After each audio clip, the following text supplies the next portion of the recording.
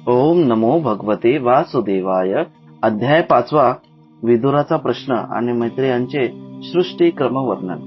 श्री शुकदेव म्हणाले, हरिद्वाराला राहणाऱ्या परमज्ञानी मैत्रेयांकडे भगवत भक्तीने अंतःकरण शुद्ध झालेला विदुर गेला आणि त्यांच्या सौजन्याने मन प्रेमाने भरून येऊन त्याने त्यांना विचारले. विदुर म्हणाला, भगवन, सर्व संसारी लोक सुखप्राप्तीसाठी कर्म करतात, परंतु त्यांना सुख मिळत नाही आणि त्यांचे दुःखही दूर होत नाही. उलट कर्मामुळे त्यांच्या दुःखात वाढच होते. म्हणून याविषयी योग्य काय ते अयोग्य काय ते आपण कृपा करून मला सांगावे. आपल्या दुर्भाग्यामुळे जे लोक भगवान श्रीकृष्णांपासून दूर असतात, अधर्माचे आचरण करतात आणि अत्यंत दुःखी आहेत, अशांच्यावर कृपा करण्यासाठी आपल्या सारखे भाग्यवान भगवत भक्त पृथ्वीवर संचार करतात. साधू शिरोमणी, आपण मला शांती देणाऱ्या अशा साधनांचा उपदेश करा की ज्यानुसार आराधना केल्याने भगवान भक्तांच्या भक्तीने पवित्र हृदयात विराजमान होतात आणि आपल्या स्वरूपाचा प्रत्यक्ष अनुभव करून देणाऱ्या सनातन ज्ञानाचा उपदेश करतात. त्रैलोक्याचे नियते आणि पूर्णपणे स्वतंत्र असे भगवान श्रीहरी अवतार घेऊन ज्या ज्या लीला करतात, या पद्धतीने अकर्ता असूनही त्यांनी कल्पाच्या आरंभी या सृष्टीची रचना केली, ती स्थिर केली आणि जगातील जीवांच्या उपजीविकेची तरतूद केली आणि पुन्हा या सृष्टीला आपल्या हृदयाकाशात लीन करून घेऊन वृत्तीशून्य होऊन योगमायेच्या आश्रयाने जे निगृहीत होतात, ते योगेश्वर प्रभू एकच असूनही या ब्रह्मांडात अंतर्यामी रूपाने प्रवेश करून अनेक रूपात कसे प्रगट होतात. तसेच ब्राह्मण, गायी आणि देवता यांचे कल्याण करण्यासाठी जे त्या त्या अवताराप्रमाणे लीलेने कर्म करतात, ते आपण आम्हास सांगावे. सर्व यशस्वी पुरुषांचे मुकुटमणी असलेल्या श्रीहरींच्या लीलामृताचे कितीही पान केले तरी आमचे मन तृप्त होत नाही. सर्व लोकपतींचे स्वामी असणाऱ्या श्रीहरींनी कोणत्या तत्वांनी हे लोकपाल आणि लोकालोक पर्वतांच्या बाहेरच्या भागाची, ज्यामध्ये या सर्व प्रकारच्या प्राणामध्ये अधिकारानुसार वेगवेगळा भेद जाणवतो, त्यांची रचना केली आहे. ब्राह्मण श्रेष्ठ, त्या विश्वकर्त्या स्वयंभू श्री नारायण यांनी आपल्या प्रजेच्या स्वभाव, कर्म, रूप आणि नामभेद याची कोणत्या प्रकारे रचना केली? भगवन, उच्च नीच वर्णाचे धर्म मी श्री व्यासांच्या मुखातून अनेक वेळा ऐकले आहे, परंतु श्रीकृष्ण कथामृताच्या प्रवाहाशिवाय इतर तुच्छ सुख देणारे धर्म ऐकण्याची इच्छा मला मुरली नाही. त्या तीर्थरूप श्रीहरींचे गुण ऐकून कोणाची तृप्ती होईल? नारदांसारखे महात्मे आपल्या सारख्या साधूंच्या समाजात त्यांचे गुण गातात आणि ते गुणगान जेव्हा मनुष्याच्या कर्णधरांतात प्रवेश करते, तेव्हा त्यांची संसार चक्रात गुरफटून टाकणारी गृहस्थ धर्माची आसक्ती नाहीशी होते. भगवान, आपले परम मित्र मुनिवर व्यासांनी सुद्धा भगवंतांच्या गुणांचे वर्णन करण्याच्या इच्छेने महाभारताची रचना केली. त्यात त्यांनी विशेष सुखाचा उल्लेख करीत मनुष्याची बुद्धी भगवंतांच्या कथेकडे आकर्षित केली आहे. ही भगवत कथेची गाडी श्रद्धाळू पुरुषांच्या हृदयात जेव्हा वाढू लागते, तेव्हा ती त्याला अन्य विषयांपासून विरक्त करते. तो भगवत रचनांच्या अखंड चिंतनाने आनंदित होत जातो आणि त्या पुरुषांच्या सर्व दुःखांचा तात्काळ नाश होतो. जे आपल्या पूर्वजन्मीचे पापांमुळे भगवत कथेविषयी विमुख असतात, अशा शोचनीय पुरुषांनाही शोचनीय अशा अज्ञानी लोकांबद्दल मला नेहमी खेद होतो आणि निरर्थक संभाषण, कामे आणि चिंतनात काळ घालवितात. त्याचे अमूल्य जीवन काळ पुरुष हिरावून घेतो. मैत्रेय मुनी, आपण दिनांच्यावर कृपा करणारे आहात. भुंगा जसा फुलातील मध काढून घेतो, त्याचप्रमाणे या लौकिक कथांमधून सारभूत असलेल्या परम कल्याणकारी पवित्र कीर्ती श्री हरींच्या निवडक कथा आमच्या कल्याणासाठी आम्हाला सांगा. त्या सर्वेश्वर भगवंतांनी संसाराची उत्पत्ती, स्थिती आणि संहार करण्यासाठी आपल्या मायाशक्तीचा स्वीकार करून रामकृष्णादी अवतारांच्या द्वारे या अनेक अलौकिक लीला केल्या. त्या सर्व मला सांगाव्यात. श्री शुक म्हणतात, जीवनाचे कल्याण होण्याच्या हेतूने विदुराने जेव्हा अशी प्रार्थना केली तेव्हा मुनिश्रेष्ठ भगवान मैत्रेयांनी त्यांची प्रशंसा करीत म्हटले. मैत्रेय म्हणाले, साधू स्वभाव विदुरा, सर्व जीवांवर अनुग्रह करण्यासाठी आपण ही फार चांगली गोष्ट मला विचारली.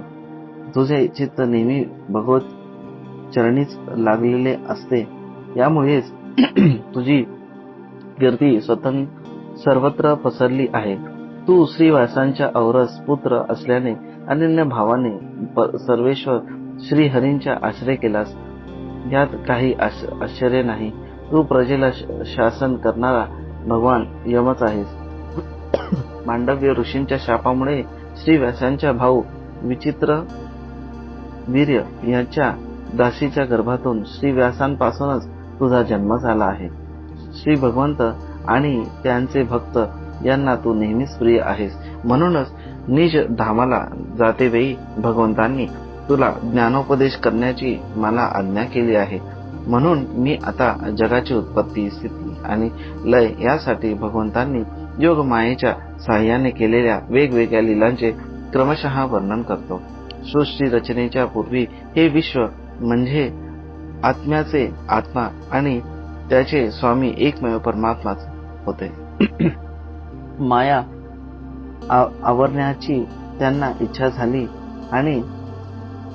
इच्छा झाली असताना सृष्टीमध्ये अनेक वृत्तींच्या भेदामुळे जी अनेकता दृष्टी पडते तीही नाहीशी होऊन ते एकटेच होतात.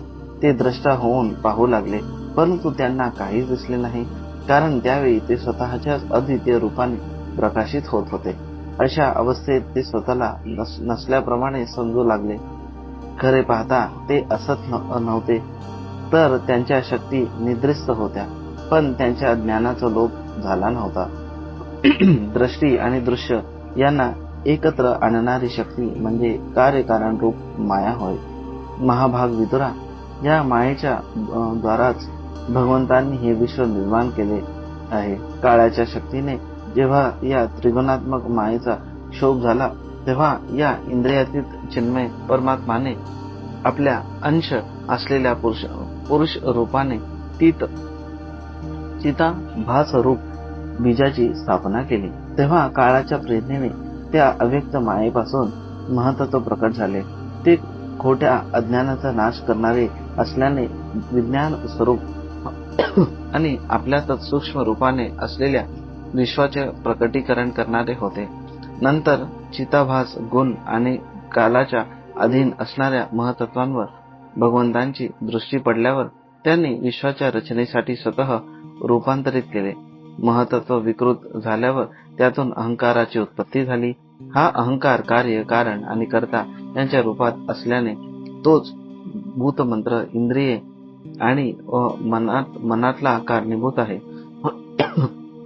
तो अहंकार सात्विक, राजस आणि तामस असा 3 प्रकारचा आहे. म्हणूनच अहंतत्वामध्ये विकार उत्पन्न झाल्यावर सात्विक अहंकारापासून मन आणि ज्यामुळे विषयांचे ज्ञान होते त्या इंद्रियांच्या अधिष्ठात्या देवता उत्पन्न झाल्या.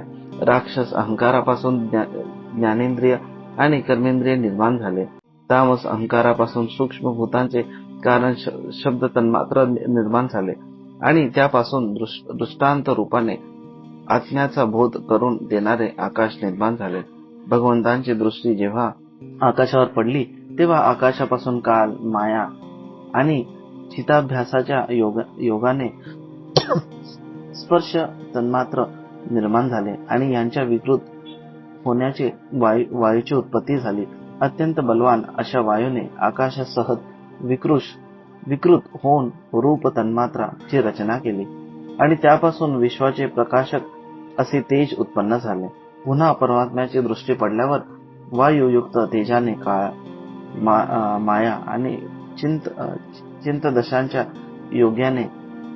योगाने विकृत होऊन रस तन्मात्रा आणि या तत्वाचे कार्य जल निर्माण केले. नंतर परमात्म्याची तेजाने युक्त असलेल्या जलावर जेव्हा दृष्टी गेली तेव्हा त्याने काल, माया, चिंतदशांच्या योगाने गंध गुण असलेल्या पृथ्वीला उत्पन्न केले. विदुरा, या आकाशादी भूतांमध्ये जो भूत नंतर उत्पन्न झाले त्यांच्यामध्येच क्रमाने आधीच्या भूतांचे गुण आहेत असे समजले पाहिजे. हे महत्त्व दिकांचे अभिमानी आणि विकार, विक्षेप आणि चेतना या युक्त असणारे देव हे सर्व श्री भगवंतांचेच अंश होते. परंतु वेगवेगळ्या राहिल्याने विश्व रचनेच्या कार्यात यशस्वी झाले नाही. तेव्हा ते हात जोडून भगवंताच म्हणू लागले. देव म्हणाले, देवादी देव, आम्ही आपल्या चरण कमलांना वंदन करत आहोत, जी आपल्याला शरण आलेल्या जीवांचे तप दूर करण्यासाठी छत्राप्रमाणे आहे. तसेच या आश्रय घेतल्यानेच संन्यासी लोक या संसारातील अनंत दुःखांना सहजासहजी दूर फेकून देतात. हे जगतकर्त्या जगदीश्वरा, या संसारात तापत्रयाने व्याकुळ झालेल्या जीवांना थोडी सुद्धा शांती मिळत नाही. म्हणून भगवंतांना आम्ही आपल्या चरणांच्या ज्ञानमय छायेचा आश्रय घेत आहोत. मुनिजन एकांत स्थळी राहून आपल्या मुख कमलांचा आश्रय घेणाऱ्या वेद मंत्ररूप पक्षांच्या द्वारा त्यांच्या अनुसंधानात राहतात आणि जे संपूर्ण पापांचा नाश करणाऱ्या नद्यातील श्रेष्ठ अशा श्री गंगा नदीचे उगमस्थान आहेत, त्या आपल्या परम पवित्र चरण कमलांचा आम्ही आश्रय घेत आहोत. तुमचे भक्तजन तुमच्या ज्या चरण कमलांना श्रद्धा आणि श्रवण कीर्तन रूप भक्ती करून शुद्ध केलेल्या अंतःकरणात धारण करतात आणि वैराग्याने पुष्ट झालेल्या ज्ञानाने परम ज्ञानी होतात, त्या चरण कमल ठेवण्याच्या आसनाचा आम्ही आश्रय घेत आहोत. ईश्वरा, आपण संसाराची उत्पत्ती, स्थिती आणि संहार यासाठीच अवतार घेता. ज्या आपल्या चरण कमलांचे स्मरण करणाऱ्या भक्तजनांना आपण अभय देतो, या चरण कमलांना आम्ही सर्वजण शरण आलो आहोत. हे भगवंता, ज्या पुरुषांमध्ये देह, घर आणि यांच्याशी संबंध ठेवणाऱ्या इतर तुच्छ पदार्थांच्या बाबतीत अहंकार आणि ममतेचे दृढ दुराग्रह आहेत, त्यांच्या शरीरात आपण अंतर्यामी रूपाने राहत असूनही त्यांच्यापासून पुष्कळ लांब आहेत. त्या आपल्या चरणांचे आम्ही भजन करतो. हे परम यशस्वी परमेश्वरा, इंद्रिय विषयांकडे ओढली गेल्याने त्यांचे मन नेहमी बाहेर भटकत राहते. ते पामर तुमच्या विलासयुक्त पदन्यासाची शोभा जाणणाऱ्या भक्तांचे दर्शन घेऊ शकत नाहीत आणि म्हणूनच ते तुमच्या चरणकमलांपासून दूर राहतात. हे देवा, आपल्या कथामृताचे पान केल्याने उंच बुळून आलेल्या भक्तीमुळे ज्यांचे अंतःकरण निर्माण झाले आहे, तेच वैराग्य, हेच ज्याचे सार आहे, असे आत्मज्ञान प्राप्त करून घेऊन अनायासेच आपल्या वैकुंठ धामाला जातात. दुसरे काही धीर पुरुष चित्ताचा निरोध करून समाधीच्या बळावर तुमच्या बलाढ्य मायेला जिंकून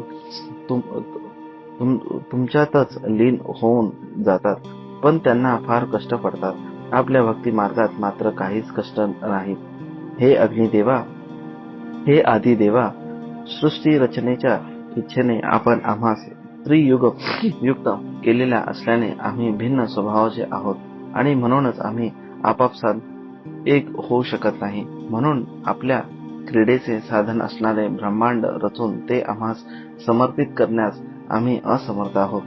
हे जन्म नसलेल्या ईश्वरा, ज्यामुळे आम्ही ब्रह्मांडाची रचना करून आपल्याला सर्व प्रकारचे भोग वेळेवर समर्पण करू शकू आणि जेथे स्थिर होऊन आम्ही सुद्धा प्रत्येकाच्या योग्यतेनुसार अन्न ग्रहण करू शकू, तसेच हे सर्व जीव सर्व प्रकारच्या विघ्नांपासून दूर राहून तुमच्यासह आम्हाला भोग अर्पण करून आपापले अन्न भक्षण करू शकतील, असा उपाय करा. कार्यरूप सृष्टी आम्ही देवता यांचे आपण निर्विकार पुरुषच आदि कारण आहात. कारण हे देवा, प्रथम अजन्मा अशा आपणच सत्वादी गुण आणि जन्मादी कर्माच्या कारणरूप अशा मायाशक्तीत आपली चित्ताभास रूप वीर स्थापन केले होते. हे परमात्म्या, महतत्व इत्यादी रूपांनी युक्त असे आम्ही देवगण ज्या कार्यासाठी उत्पन्न झालो आहोत त्या संबंधी आम्ही काय करावे? देवा, आपणच आमच्यावर अनुग्रह करणारे आहात. म्हणून ब्रह्मांडाच्या रचनेसाठी आपण आम्हाला क्रियाशक्ती आणि ज्ञानशक्ती प्रदान करावी. अध्याय 5 समाप्त. हरिओम तत्सत.